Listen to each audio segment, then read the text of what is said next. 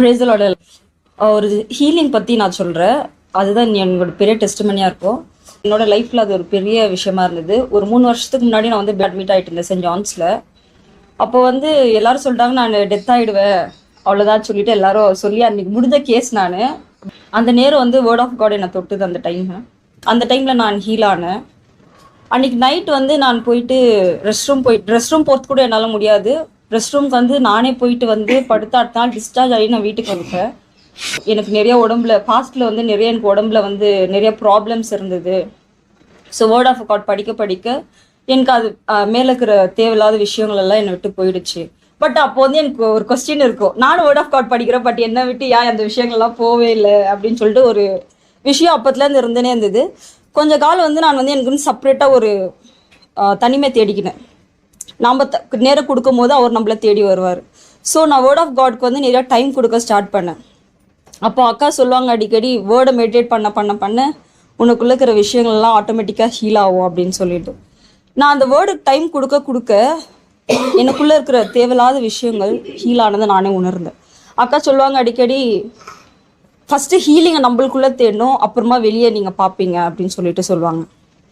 எங்கள் வீட்டில் எங்கள் மம்மி வந்து ரொம்ப ஸ்பெஷலாக ட்ரீட் பண்ணுற ஆள். நான் சின்ன விஷயம் சாப்பிட்டாலே எனக்கு கோல்ட் ஆகிடும், எதனா ஒன்று எஃபெக்ட் ஆகிடும், சிக் ஆகிடுவேன், பிபி லோ ஆகி ஒரு டைம் மண்டை கூட கட் ஆகிட்டு இருக்கு. அந்த மாதிரி டைமில் நான் வேர்ட் ஆஃப் காட் வந்து ரொம்ப டைம் ஸ்பெண்ட் பண்ண டைம். அது ஒரு 3-4 months நினைக்கிறேன். ரொம்ப டைம் கொடுக்க வந்து 2 hours அப்படி டைம் கொடுக்க ஸ்டார்ட் பண்ணேன். அப்போ மார்னிங் டிவோஷன் ஒன்று ஸ்டார்ட் பண்ணியிருந்தாங்க அக்கா. அதில் வந்து ஒரு வேர்டு எனக்கு ரொம்ப பிடிக்கும், I am healed by wounds of Christ அப்படின்னு சொல்லிட்டு. அந்த வூண்ட்ஸ் வேர்டு வந்து எனக்கு ரொம்ப பிடிச்சிருந்துச்சி. புது ப்ரொனன்சியேஷன் வேர்டெல்லாம் இருக்கும்போது ரொம்ப பிடிக்கும் எனக்கு. ஓகே, அந்த வேர்டு நான் வந்து நம்ம விளையாட்டுத்தனமாக சொல்ல ஸ்டார்ட் பண்ணேன். அந்த வேர்டு நான் வந்து டெய்லி சொல்ல ஸ்டார்ட் பண்ணும்போது என்னோட எரிச்சல் என்னை விட்டு போச்சு, என்னோட தேவையில்லாத விஷயங்கள் என்னை விட்டு போச்சு. என்னோட ஒரு சில விஷயத்தில் நான் பேஷண்ட்டாக முடிவு எடுக்கிறதுக்கு அந்த வேர்ட் ஆஃப் காட் எனக்கு ஹெல்ப் பண்ணுச்சு. ஒரு சில விஷயத்தில் டிசிஷன் எடுக்கிறதுக்கும் அந்த வேர்ட் ஆஃப் காட் எனக்கு ஹெல்ப் பண்ணுச்சு. இப்போ ஒரு பாட்டு பாடுறாங்க, அந்த ஹேண்ட் ஆஃப் காட் என் மேலே நான் கேட்டதெல்லாம் பெற்றுக்கொண்டேன் அப்படின்னு சொல்லிட்டு. இந்த வேர்டு இல்லைன்னா நான் அந்த ஹீலிங்கை பார்த்துருக்க முடியாது. வேர்டு தான் எல்லாமே. எனக்குள்ளே பார்த்தேன், நெக்ஸ்ட் என் ஃபேமிலியில் பார்த்தேன் அந்த ஹீலிங்கை.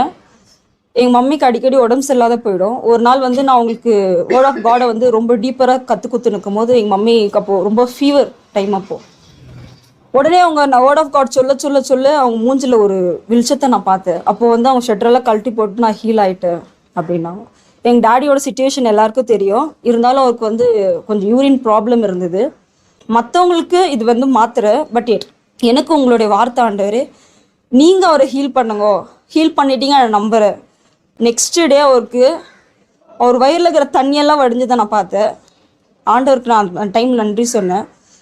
இப்போது யாராவது உங்கள்கிட்ட வந்து ஹீல் பண்ணுறாங்க, ஏதோ ஒரு விஷயம் உன்கிட்ட சொல்கிறாங்கனாக்கா, உங்களுடைய காதையும் உங்களுடைய ஹார்ட்டையும் ஓப்பன் பண்ணி நீங்கள் கேட்டிங்கனாக்கா அந்த டைமில் ஆண்டவர் உங்ககிட்ட பேசுவார்.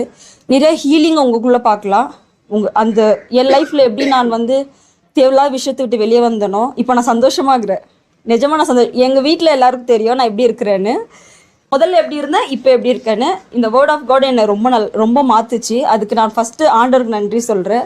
உலக பிரமாணமான விஷயத்தில் எப்பயும் முடிஞ்சு போயிருக்க வேண்டிய லைஃபு திரும்ப தொடருது. ஆவியானவர் கூட என்னோட வலது கையை அவர் எப்பவும் பிடிச்சிக்கிட்டு என் கூட எப்பவுமே அவர் இருக்கார். அவர் நாம இன்னும் சதா காலங்களும் மகிமைப்பட நான் நம்புகிறேன். ஆமென்.